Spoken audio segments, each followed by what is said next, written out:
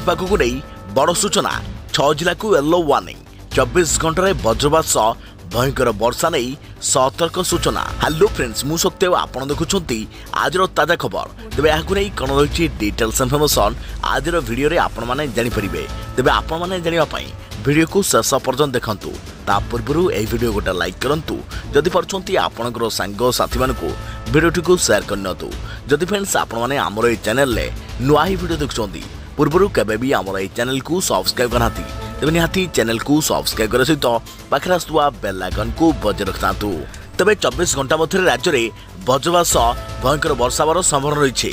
आसंता काली मध्याह्न सुधा राज्यर केन्दुझर मयूरभंज बालेश्वर भद्रक जाजपुर और केन्द्रापड़ा जिलार गोटे किंबा दुईटी स्थान में भयंकर कालबैशाखी जनित घूर्णिझड़ हेब। याकू दृष्टि रखी भुवनेश्वर स्थित आंचलिक पाणीपाग विज्ञान केन्द्र पक्षर यह 6टी जिला येलो वार्निंग जारी कर दैछि।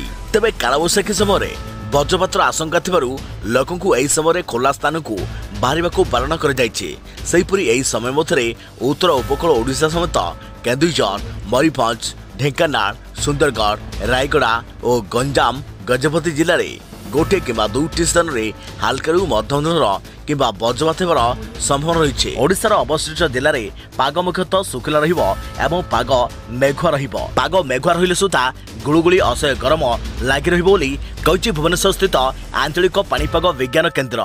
तेबे विज्ञान केन्द्र पक्षर आहरी मध्य कहुଯାଇଛି जे राज्य में कालबैशाखी सत्वे राज्य में असह्य गरम गुळुगुळी लागि रहिबो। भुवनेश्वर और यार आखपाख अंचल आकाश आंशिक मेघुआ रहिबा सह किछि स्थान में वज्रपात सह मध्यम धरणर वर्षा होई पारे। अन्यपक्षे आसंता 4 ରୁ 5 दिन मध्य ओडिशार जिलागुड़िकर अनेक स्थान में सर्वाधिक तापमात्रा जहाँकि दिनर तापमात्रा रे कौनसी बड़ धरणर परिवर्तन होबार संभावना नहीं। तेबे एथिला बर्तमान पाणीपाग को नहीं लाटेस्ट अपडेट इनफॉरमेशन आगे को नुआ अपडेट पाई आम चैनल सहित जोड़ी रहतु। तो फ्रेंड्स पुणी देखाबो आगामी को नुआ वीडियो रे। से पर्यंत मु रहिली जय जगन्नाथ।